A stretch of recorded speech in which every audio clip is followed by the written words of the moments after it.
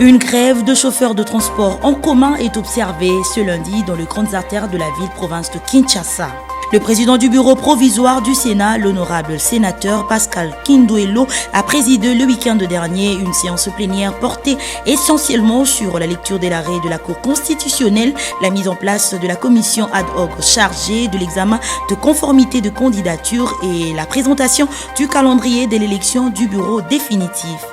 Et enfin, le ministre d'État, ministre de la Justice, a procédé à la libération conditionnelle de 421 détenus de la prison centrale de Makala. C'est tout pour le titre. Vous informer est notre devoir. Merci, messieurs et dames, de rester fidèles à la chaîne de l'éducation. Une grève s'est observée ce lundi dans les grandes artères de la ville-province de Kinshasa de conducteurs de transport en commun pour cause une prétendue tracasserie dont sont victimes ces conducteurs Roméo Mwamba et nos stagiaires de l'URKIM. La ville-province de Kinshasa ne cesse de se confronter du jour au jour aux problèmes qui dérangent la vie paisible des Kinoises et Kinoises. Les cas observés dans la matinée de ce lundi 29 juillet est celui de l'absence totale des transports en commun dans presque tous les acteurs de la capitale. Une grève organisée par le chauffeur des transports en commun dont les soucis de revendiquer sur la tracasserie routière répétitive approchaient quelques chauffeurs, ils n'ont pas manqué d'expliquer le fait. Police roulage bureau de cannabis peine cannabis donc au esprit il y a un chauffeur basali nini est-ce que biso tolia mbongo ya Congo hein toboyi ki voyou toboyi ki kuluna dosu na population boto otire biso donc ndwa mboka ya biso mo basali nini hein toujours na kinya ke osala obanga na réponse obanga muto akotola kango oyebiyete. Il revient aux autorités de s'engager afin d'éviter la répétition de ces genres de problèmes qui paralysent la vie quotidienne de la population. Je l'ai annoncé tout à l'heure dans le titre, le président du bureau provisoire du Sénat, le sénateur Pascal Kindouelo, a présidé le week-end dernier une séance plénière portée essentiellement sur la lecture de l'arrêt de la Cour constitutionnelle, la mise en place de la commission ad hoc chargée de l'examen de conformité de candidature et la présentation du calendrier de l'élection du bureau définitif suivait. Le président de la Chambre haute du Parlement a fait savoir à l'Assemblée que la Cour constitutionnelle a déclaré conforme le règlement intérieur du Sénat et que celui-ci pouvait désormais entrer en vigueur. Par contre, elle a émis quelques réserves sur les articles 119, 248 alinéa 3, 256 alinéa 4 et 258. Par conséquent, ils seront élagués du règlement intérieur. Cette lecture a été faite par le rapporteur Yvan Kazadi sur instruction du président. En ce qui concerne le deuxième point, le porte-parole du Sénat a alors lu le calendrier définitif de membres du bureau définitif conformément aux articles 25 et 28 du règlement intérieur du Sénat. Le premier article exige que dans les 7 jours ouvrables qui suivent la mise en application du règlement intérieur, le Sénat a procédé à la constitution de son bureau définitif en tenant compte de la configuration politique en son sein, de la représentativité de la femme et de province. Les seconds exigent que le président du bureau provisoire procède avec le nouveau président élu à la passation de pouvoir et installe séance tenante. Par ailleurs, les calendriers tels que décidés et réaménagés de la manière suivante. Vendredi 2 août 2024, dépôt des candidatures. Samedi 3 août, examen des candidatures par la commission ad hoc et affichage de la liste provisoire de candidats retenus. Lundi 5 août, examen de recours par la commission ad hoc et affichage de la liste définitive de candidats retenus. Mardi 6 août, séance plénière d'audition des messages de campagne électorale. Mercredi 7 août, séance plénière, élection et installation du bureau définitif. Mercredi 5 août, séance plénière, élection et installation du bureau définitif. Dans un autre registre, le stade de Martyrs et Tata Raphaël sont suspendus de toute activité non sportive. C'est ce qui ressort de la réunion de crise présidée le dimanche par le vice-premier ministre, ministre en charge de l'Intérieur, décentralisation et affaires coutumières, à laquelle quelques membres du gouvernement, responsables de services de sécurité, ont été conviés et structures sectorielles. Le point avec le vice-premier ministre en charge de l'Intérieur, Jacques Machabani, au micro de Ginel Pezo. Nous avons responsabilisé le gouverneur de la ville avec Madame la ministre des Affaires sociales de s'occuper des victimes, faire la suite sur les victimes, parce qu'on a enregistré au cours de cette réunion malheureusement 9 morts, plusieurs blessés. Donc il va falloir rapidement les identifier et se rassurer qu'il y a une prise en charge nécessaire. Ils le feront en accompagnement des organisateurs de l'événement qui nous ont rassurés, bon, nonobstant ce que vont nous dire les enquêtes, qu'ils avaient souscrit à une assurance et qu'ils prennent la charge des victimes. Nous, on doit se rassurer que tout cela va se faire selon les normes. Nous avons aussi pris l'engagement de veiller à ce que la réglementation sur ce type d'événement soit renforcée. Et ça, c'est le travail du gouvernement. Provisoirement, il a été levé l'option de suspendre toute activité non sportive dans le stade des Martyrs et le stade du 20 mai. Sur les enquêtes, je n'en ai pas parlé. Tous les services étaient là, ils nous ont fait un rapport verbal sur la situation qui va nous permettre à nous aussi de faire rapport à l'autorité. Mais tous ont été mis à disposition de l'enquête ouverte depuis hier et nous pouvons vous rassurer que nous allons suivre tout cela de très près avec le ministre d'État à la Justice et Garde des Sceaux pour que dans un délai le plus bref, les responsabilités tant pénales que civiles soient établies et que justice soit faite. Nous avons pour première responsabilité de sécuriser nos populations. Donc nous ne pouvons pas arriver à comprendre et à considérer que les organisations festives s'organisent aussi longtemps que les vies humaines, les vies de nos concitoyens, de nos populations, de nos enfants soient mises en danger. Donc pour préserver tous ces risques, provisoirement nous suspendons toutes ces activités. Il va falloir que les mécènes et les artistes puissent aussi réfléchir sur d'autres lieux, des lieux plus sécurisés, en attendant, s'ils ont l'ambition d'organiser, c'est vrai que c'est les vacances, c'est vrai que nos enfants ont besoin de se divertir, mais en ce qui concerne ces deux lieux qui, d'après certains rapports, sont des lieux à risque pour de telles activités, cela est suspendu et ça sera respecté. Le ministre de la Justice est là. Et il va suivre de très près tout cela. Je l'ai annoncé tout à l'heure dans le titre, le ministre d'État, ministre de la Justice et garde-sceau Constant Moutamba a accordé une libération conditionnelle à 421 condamnés de la prison centrale de Makala. Clarisse Chibanda pour le détail. Plus de 421 détenus de la prison centrale de Makala ont bénéficié d'une libération conditionnelle. C'était à l'issue d'une cérémonie organisée le week-end dernier au sein de cette maison carcérale. Une libération qui rentre dans le cadre de la vision du chef de l'État, Félix Tshisekedi, matérialisée par le ministre d'État, ministre de la Justice et garde-sceau, Constant Moutamba Tungunga. Les personnes libérées doivent s'abstenir de tout acte qui va à l'encontre de la loi. Avant d'ajouter que cette liberté ne constitue pas un cadeau ou un encouragement pour poser les actes de banditisme. Par ailleurs, Constant Moutamba a signifié qu'il n'a pas signé la libération conditionnelle pour le détourneur de deniers publics. Nous avons commencé par l'état des lieux.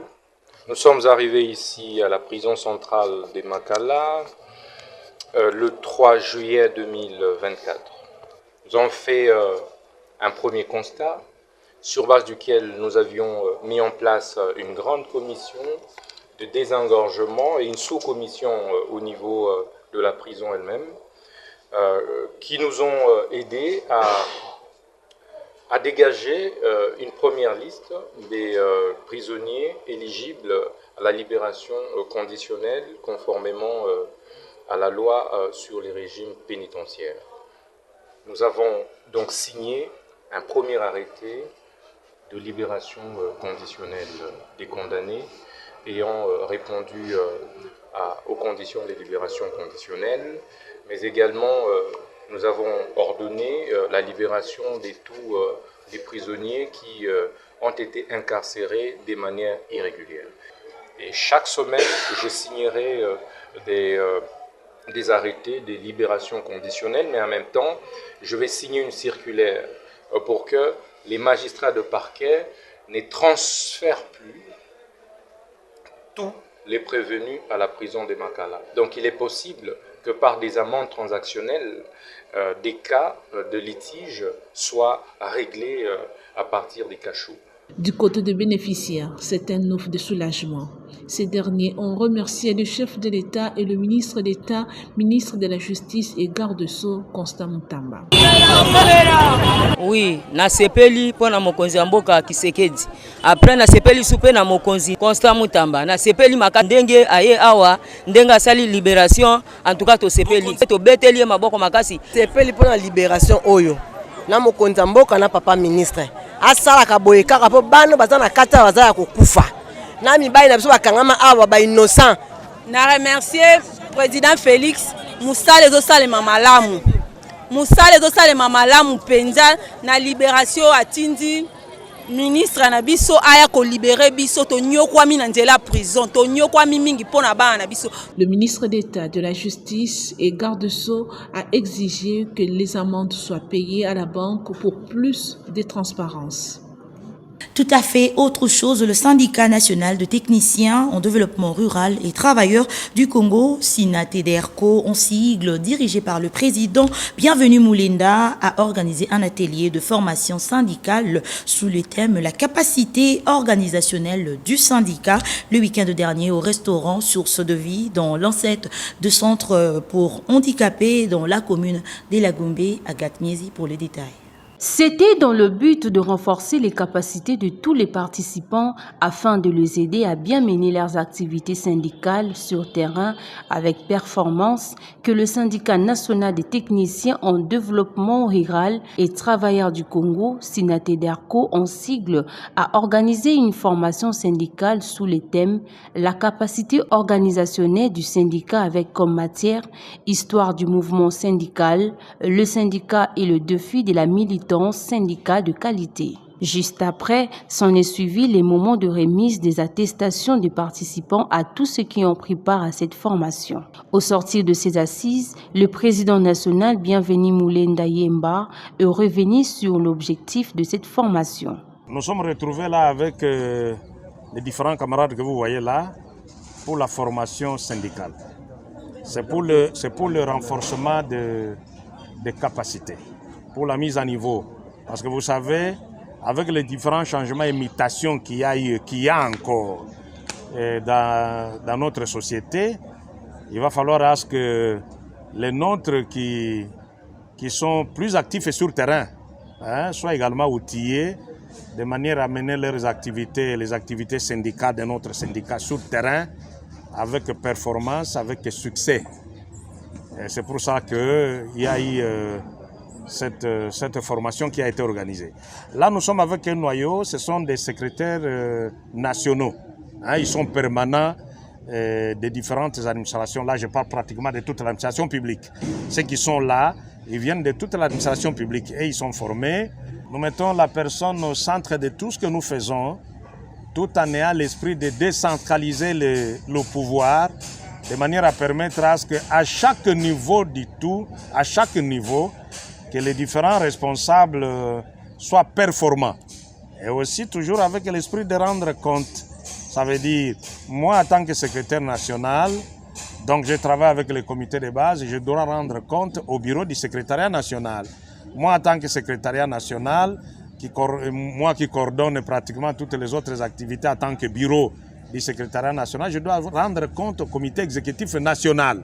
Les autres camarades, membres des comités de base des différents ministères, qui ne s'étonnent pas que ce soit d'abord par les permanents. Au fait, ce sont eux qui accompagnent, ce sont eux qui sont les formateurs, ce sont eux qui les accompagnent, qui les forment. On commence d'abord par eux et nous finirons également par les comités de base et après l'Assemblée générale. Notons que le syndicat national des techniciens en développement rural et travailleurs du Congo, SINATEDERCO, est l'un des membres de l'intersyndicat national de l'administration publique, INAP en sigle. Parlons politique à présent. Daniel Mulenda est installé officiellement coordonnateur de la Ligue de jeunes de l'Union congolaise UCO de Lukunga le week-end dernier dans une activité organisée par la Ligue de jeunes de Kinshasa de ses partis politiques parti cher à Daniel Mukoko Samba. Christian Lissoko pour plus de détails. La Ligue des jeunes de Kinshasa de l'Union congolaise ICO, partie chère du professeur Dr Daniel Mukoko Samba, a organisé une cérémonie d'installation du comité de la coordination de la Ligue des jeunes de Lukunga le week-end dernier dans la commune de Mongafula. Une activité présidée par Steve Mpiangou, président provincial de la Ligue des jeunes de Kinshasa, en présence du secrétaire général adjoint Jean Bosco Bainamene et d'autres cadres et membres du parti. Tout a commencé par le mot de circonstance du président provincial de la Ligue des jeunes de Kinshasa, suivi de la présentation du parti et son idéologie par le secrétaire exécutif provincial adjoint Justin Junior Makenda, avant de laisser la place au secrétaire général adjoint Jean Bosco Bainamene pour l'installation du comité de la coordination de la Ligue des jeunes de Lukunga, qui sera dirigé désormais par Dominique Moulenda. C'est vraiment, comme je dis, une lourde charge. C'est loin d'être un motif de joie. C'est une lourde charge au regard de l'immensité de ce district Kunga, car il est composé de 7 communes et nous devons couvrir toutes ces communes-là. En fait, l'objectif de cette activité était celui de pouvoir installer le comité de la jeune de Kunga. Ça fait déjà un temps que nous avons désigné les responsables qui devraient coordonner les activités au sein de la Ligue des jeunes du cycle de la Lukunga. Donc c'est un travail que nous sommes en train de faire. Nous étions à la Funa la fois passée, nous étions à la Tchango et aujourd'hui nous sommes à la Lukunga pour un peu reconnaître ces comités de manière officielle. Donc, il est écrit quelque part dans les livres de Timothée que personne ne méprise ta jeunesse. Donc dans toute lutte, dans tout combat, la jeunesse est un acquis qu'il faut capitaliser. Parce que la jeunesse se retrouve en intermédiaire entre les débuts et la fin d'une vie. Donc je suis très satisfait de prendre part à cette activité. Je suis très satisfait de constater les efforts fournis sur le terrain par les animateurs de la jeunesse du parti. Il faut noter que cette activité s'est clôturée par le mot d'encouragement du secrétaire général adjoint d'Hélico à la jeunesse du parti cher au professeur Dr Daniel Mukoko Samba. Dans nos provinces en Ituri, le climat de paix retrouvé au lac Albert par l'administration militaire de cette province permet à la population d'intensifier le commerce lacustre. Une pisciculture des cages flottantes est mise en place pour pallier à la rareté de poissons et de lutter contre la consommation de poissons en provenance de l'Ouganda. Le conseiller principal du gouverneur, le colonel Christian Eliaba, s'est rendu le dimanche à Kasseni pour s'imprégner des activités Naomi Katako. La pisciculture de cages flottantes pratiquée sur le lac Albert par l'entreprise Pacific Fish Project renforce davantage la cohésion des communautés riveraines dans cette province où les jeunes sont exposés à l'activisme de groupes armés. Une manière pour cette entreprise de lutter contre le chômage, source d'insécurité dans cette partie de l'Ituri. C'est dans ce cadre qu'une forte délégation de la province, conduite par le conseiller principal du gouverneur de province, le colonel Christian Eliaba, a effectué ce dimanche 28 juillet courant une visite guidée dans les installations de la dite entreprise. Question d'encourager cette initiative d'entrepreneuriat de l'opérateur économique Robert Uchaya pour le bien-être de la population de l'Ituri. Didier Djedji, son directeur technique, explique. En tant que Pacific Fish Project, nous nous sommes fixés quelques objectifs, entre autres la protection de l'écosystème aquatique sur le lac Albert, à décourager la pêche non réglementée qui est à la base de la disparition de plusieurs espèces, puis la création d'emplois pour les jeunes et les femmes, la cohésion ou la promotion de la cohésion sociale et le relèvement économique des communautés riveraines. 10 mois après l'expérimentation de cette pêche au lac Albert, 25 tonnes de poissons tilapia ont été déversées sur le marché de Bunia et environ ce qui mettra à l'abri la population de l'Ituri à consommer des poissons en provenance de l'Ouganda. Rappelons que l'état de siège en Ituri sous le commandement du lieutenant-général Luboyanka Choma Johnny crée de plus en plus les opportunités et un climat apaisé sur toute l'étendue de la province. Toujours en Ituri, la ville de Bunia attire plus d'une personne qui débarque à ce jour dans le chef-lieu de l'Ituri. Le quartier Mouzipela fait peau neuve. Ses artères principales sont asphaltées sous le grand étonnement de ses habitants. Le gouverneur de l'Ituri, le lieutenant Luboya Kashama Johnny, s'est rendu le week-end dernier pendant sa marche d'endurance physique. Naomi Kataku, une fois de plus.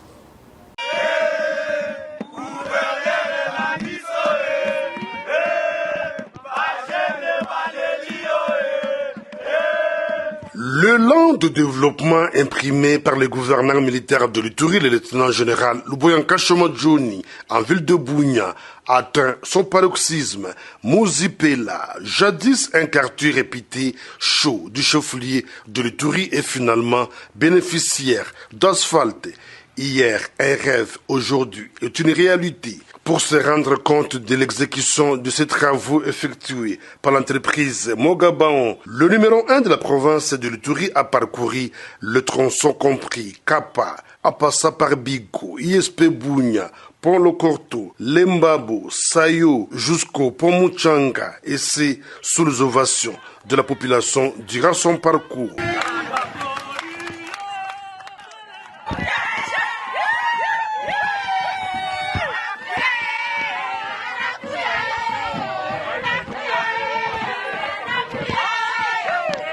Cette marche d'endurance physique hebdomadaire de l'autorité provinciale raffermit davantage une communion avec ses administrés, témoigne les notables Lokuni Nembe. Nous sommes très contents d'abord de la randonnée que le gouverneur fait. Cela montre qu'il y a la sécurité et cela rassure aussi la population parce que la population voit son gouverneur avec elle. Donc le gouverneur circule, il passe avec toute sa troupe et puis cela rassure la population qu'il y a la paix. Et ça, c'est une très bonne chose pour nous. Et nous qui sommes de l'élection l'enseignement supérieur universitaire, ça renforce aussi notre capacité à bien gérer les étudiants. Et aujourd'hui, la route de l'ISP est très propre. Nous ne respirons plus la poussière. Donc encore une fois, coup de chapeau à l'état des sièges, surtout pour les métiers de la sécurité. Le commandant de la 32e région militaire et son équipe se sont associés également à la marche d'endurance du commandant des opérations militaires en Ituri, qui reste déterminé à remplir la mission lui confiée par le commandant suprême de FARDC, Félix Antoine Tshisekedi Tshilombo. Et enfin, pour boucler complètement cette édition du journal, messieurs et dames, je vous invite à suivre les réactions de quelques pasteurs en rapport avec les mesures prises par le ministre de la Justice pour ce qui est du fonctionnement de leur secteur. Ils sont au micro de Roméo Mwamba. Suivez. Bon, je pense que le ministre, c'est une autorité qui a pris une décision, mais je pense que c'est un encadrement qu'il faut pour cette décision-là. Il y a des points qui sont positifs dans cette décision-là. C'est d'abord cette idée de mettre de l'ordre. De mettre de l'ordre, parce que depuis un certain moment, il y a beaucoup d'écart entre ce que l'Église doit être et ce qu'elle est réellement. Mais je pense que dans la décision qui a été prise, le ministre doit savoir que la loi n'a pas d'effet rétroactif. Donc, il ne peut pas aujourd'hui prendre une décision pour venir, lui, en tant que ministre, tuer tout ce que l'Église a fait. Décision ministre, tu as quand même, Zamba ordre.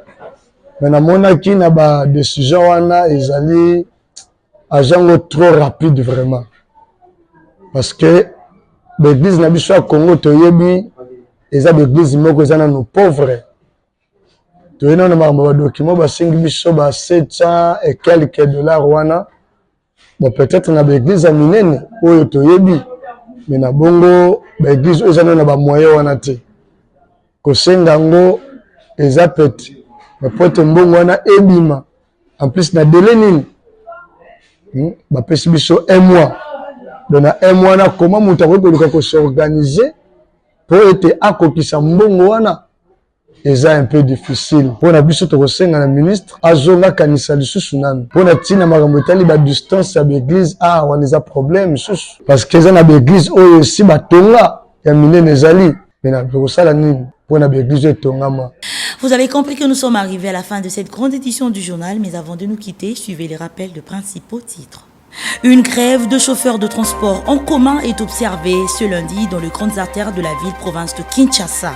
Le président du bureau provisoire du Sénat, l'honorable sénateur Pascal Kindwelo, a présidé le week-end dernier une séance plénière portée essentiellement sur la lecture de l'arrêt de la Cour constitutionnelle, la mise en place de la commission ad hoc chargée de l'examen de conformité de candidature et la présentation du calendrier de l'élection du bureau définitif. Et enfin, le ministre d'État, ministre de la Justice, a procédé à la libération conditionnelle de 421 détenus de la prison centrale de Makala. C'est tout pour le titre. C'est ainsi que nous mettons à terme à cette grande édition du journal. Messieurs et dames, merci de nous avoir suivis. Nous disons un grand merci à l'équipe rédactionnelle. Nous vous retrouvons prochainement. Au revoir.